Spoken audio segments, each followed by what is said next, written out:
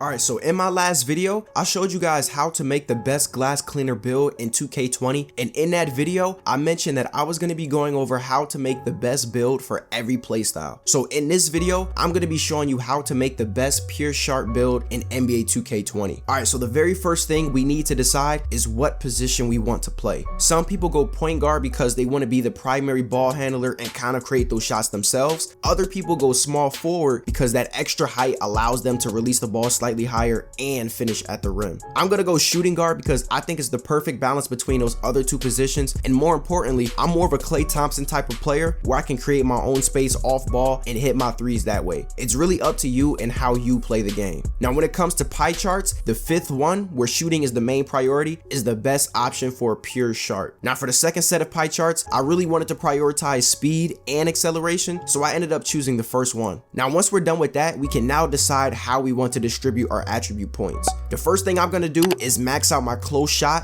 driving layup, and driving dunk. Now since this is a pure sharp build, of course I'm also gonna max out everything in the shooting category. Even though I don't see myself doing too many post fades, I'm definitely gonna max that out, because if I don't, I'm gonna be missing out on so many badge upgrades for that shooting category. Now for the playmaking category, I'm gonna max out my pass accuracy and ball handle, and I'm gonna bring up my post moves up to about a 53. The reason I chose 53 is because if I chose 52, I only get 12 badge upgrades for that playmaking category. So by bumping that up by just 1 point, I end up getting an extra badge upgrade. Now for defense and rebounding, my interior defense is a 48, and everything else except for rebounds is maxed out. This allows me to get 4 badge upgrades for the defense and rebounding category. Now as far as the height, I didn't want to go 6'7", because even though I have that extra height, I'm being penalized in literally every single category except for post moves, interior defense, and blocks. My speed, acceleration, and vertical take a hit, my shooting and finishing take a slight hit, and I lose 8 points towards my ball handling. So for me, being 6'7" isn't worth it. Now if you made him a shooting guard, I wouldn't really make him 6'4", because he might be a little undersized at that position. Your mid-range gets a slight boost, your ball handle and lateral quickness gets a slight boost, and your speed and acceleration increases. So if that's something that you absolutely value, then I guess you can make him 6'4". Me personally, I think anywhere from 6'5" to 6'6" is more than enough to be effective at the shooting guard position. I'm personally gonna go 6'5", but like I said, 6'6" is completely fine too. I'm actually gonna go minimum weight so I can get that boost towards acceleration and lateral quickness, and I'm also gonna go minimum wingspan so I can get that boost towards shooting and ball handling. Now once you're finished with that, you can now choose your badges for your player. Now I only had one finishing badge, so I ended up using that on Teardropper. Now the shooting category is where I got the majority of my badges. Initially, the silver badges I chose were corner specialist and green machine. The gold badges I chose were catch and shoot, deadeye, difficult shots, flexible release, tireless shooter, and volume shooter. And the Hall of Fame badges I chose were quick draw and range extender. But after messing around with the different badge combinations, I ended up settling on this set of badges. So if you want to copy down the exact badges I use, you can do so, or you can just use whatever badges you want. The one thing I would recommend is to find a way to incorporate Hall of Fame difficult shots into this build. This badge is absolutely insane on Hall of Fame, and instead of being a pure sharp, it pretty much turns you into a shot creating sharp from limitless range. This badge is the sole reason why this build is absolutely crazy, because you have a 95 3-point shot and you can fade from limitless with Hall of Fame difficult shots. Now the silver badges I chose for the playmaking category were ankle breaker, bailout, handles for days, quick first step, and unpluckable. And the gold badge I ended up going with is space creator. Finally, I only had 4 upgrades for the defense and rebounding category, so I went with intimidator on bronze and clamps on gold. I might actually change intimidator to pick dodger or pickpocket in the future, but for now I'm just gonna go with intimidator. Like I said in my previous video, you don't have to copy down each and every little thing in order to be the best pure sharp in this game. I still think you should have that difficult shots badge on Hall of Fame because it's borderline OP,